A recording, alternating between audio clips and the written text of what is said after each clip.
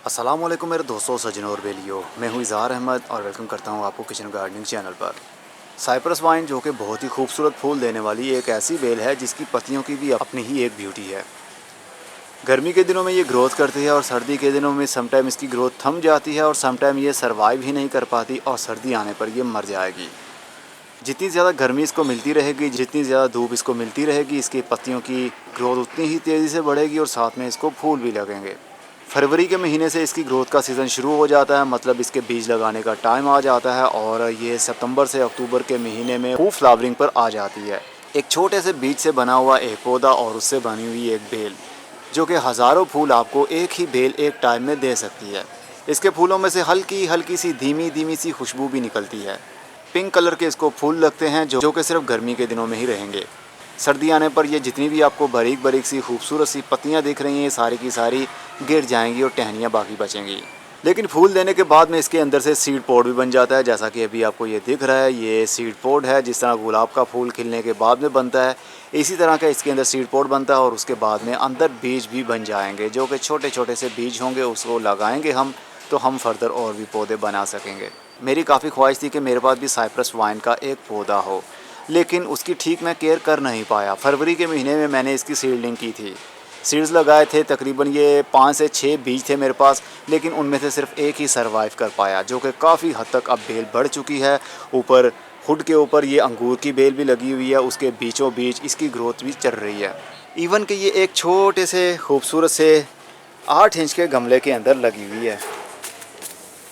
ये गमला देखिए जनाब, ये है काले रंग का छोटा सा तकरीबन 8 इंच का या 6 इंच का गमला है। इसके अंदर मैंने लगा दिया था, मुझे इतना लगता ही नहीं था, मुझे उम्मीद ही नहीं थी कि इसकी ग्रोथ इतनी ज़्यादा और जल्दी बढ़ सकती है 7 महीने के अंदर अंदर। अक्टूबर की आज 15 तारीख हो चुकी है, लेकिन अभी भी काफ़ी गर्मी है, धूप में भी काफ़ी हीट बन जाती है दिन के टाइम, लेकिन रातें ठंडी होने लगी हैं। और इसकी ज़रा ग्रोथ देखिए, मैंने एक बैम्बू स्टिक लगा दी थी इसके साथ ताकि इसको सपोर्ट मिल जाए, लेकिन इसने उस बैम्बू स्टिक को भी अपनी लिपेट में ले लिया। ये देख सकते हैं किस तरह ये ट्विस्ट होकर ऊपर वाली साइड पर बढ़ रही है, जिस तरह चुटिया की हो। और ऊपर इसके धागा एक बांधा होता था मैंने, ये देखिए ये धागा था, इसके साथ साथ किस तरह ये ट्विस्ट होकर ऊपर चढ़ती हुई पूरी ऊपर बेल को भी अपनी लिपेट में ले लिया है। अंगूर की बेल के पत्ते भी और इसके पत्ते भी एकदम एक दूसरे के साथ साथ ही ग्रोथ कर रहे हैं। लेकिन जो भी हो, इसकी खूबसूरती बहुत ही ज़्यादा है। ये देख सकते हैं आप, इसका एक लटका हुआ नीचे एक ब्रांच लटक रही है और उसके ऊपर एक फूल लगा हुआ है और इसके पत्ते बहुत ही खूबसूरत हैं। फूलों की तो अलग एक ब्यूटी है, लेकिन इसकी पत्तियों के खिलने का अंदाज़ चेक कीजिए आप, जिस तरह कंघी हो, बहुत ही बारीक बारीक से नाजुक नाजुक से बाल हैं इसके, जो कि पत्ते हैं इसके, लेकिन खूबसूरती किसी से कम नहीं। ऐसे पौधे मुझे देखने पर बहुत ही खूबसूरत लगते हैं। ये दिन के टाइम ही फ्लावरिंग करते हैं, जैसे रात होगी तो इनके फूल बंद हो जाएंगे और इनका एक फूल तकरीबन 1 से 2 दिन तक रह सकता है, उसके बाद में ये गिर जाएगा, मुड़ जाएगा। जिस तरह अभी आपको ये दिख रहा है, ये लटक जाते हैं। उसके बाद में सीड पॉड बन जाएगा, मोटा सा सीड पॉड बनेगा, उसके अंदर में भी बीज बन जाएँ और में भी किसी किसी के अंदर बीज नहीं भी बनते। इसको कोई खाद दें, कोई स्प्रे करे या ना करे, इसकी ग्रोथ चलती रहेगी, लेकिन सिर्फ गर्मी के दिनों में।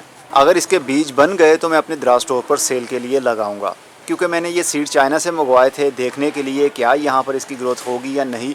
इसके पौधे तो बहुत बार मैंने नर्सरी पर देखे हैं, लेकिन मैं चाहता था इसकी सीड की जर्मिनेशन चेक करूँ कि यहाँ पर हमारे मौसम के लिहाज से इसके बीज जर्मिनेशन अपनी शुरू करते हैं या नहीं। लेकिन उसकी ग्रोथ बहुत ही अच्छी रही, बस मुझसे केयर नहीं हो पाई। वाइट फ्लाई का भी इसके ऊपर काफ़ी हद तक अटैक होता है। फरवरी और मार्च के महीने में माइट्स का अटैक भी होता है, जो कि लाल रंग के बारीक बारीक से कीड़े होते हैं, जो देखने पर नज़र नहीं आते, पत्तों के ऊपर और नीचे पत्तों का रस चूसने लग जाते हैं। इस तरह आपकी पूरी वाइन ही पीली होती है, देन ड्राई होकर वो मर जाती है। मेरी 3 से 4 इसी तरह पौधे ड्राई हो गए, लेकिन एक सर्वाइव कर पाया, जो कि अब बहुत ही अच्छी ग्रोथ उसकी चल रही है। इसको जितनी ज़्यादा स्पेस देंगे उतनी ज़्यादा ये फैलेगी, लेकिन मैंने तो इसको स्पेस इतनी दी ही नहीं। सिर्फ ये 8 इंच का गमला है जिसके अंदर ये लगी हुई है। अगर इसको मैंने क्यारी दी होती, जिस तरह की मेरी ये वाली क्यारी है, इसको ये वाली क्यारी मिली होती, तो आज इसकी ग्रोथ बहुत ही अच्छी बढ़ रही होती और बहुत सारे फूल लग रहे होते।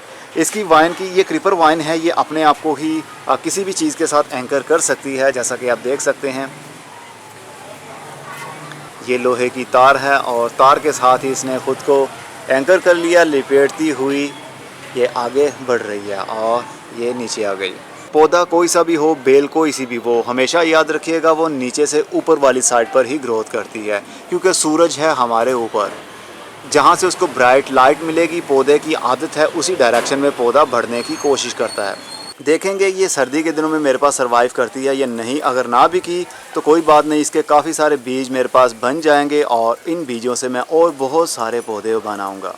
इसमें और भी कलर्स आते हैं, लेकिन ये है पिंक वाला। पिंक वाला थोड़ा आम कलर है, हर जगह पर मिल जाता है, लेकिन फूलों से ज़्यादा इसके पत्तों की ब्यूटी है। अगर तो ओनली यही बेल हमारे पूरे टेरेस के हुड के ऊपर फैल जाए तो ज़रा सोचिए कितनी खूबसूरती हमें देती होगी। जब सूरज की रोशनी ऊपर से नीचे आ रही होती है, हम नीचे से ऊपर वाली साइड पर देखते हैं, तो जैसे ही हमारी आंखें क्रॉस होती हैं तो ये देखने पर काफ़ी खूबसूरती देती है हमें। उम्मीद है कि आपको भी ये वाइन बहुत ही खूबसूरत लगी होगी। आप इसको परचेज़ करने की कोशिश करेंगे, किसी भी अच्छी नर्सरी से ये आपको आसानी से मिल सकती है। एक ले आइए, उसको ज़मीन के अंदर या बड़े 12 इंच के गमले के अंदर लगा दीजिए और धूप वाले एरिया में रखिए। जितनी ज़्यादा इसको धूप मिलेगी उतनी ज़्यादा इसकी ग्रोथ होगी, उतनी ज़्यादा ही इसको फ्लावरिंग होगी। अब मैं चलता हूँ, खुदा हाफिज़, goodbye, see you and tata, और अपना बहुत सा ख्याल रखिएगा।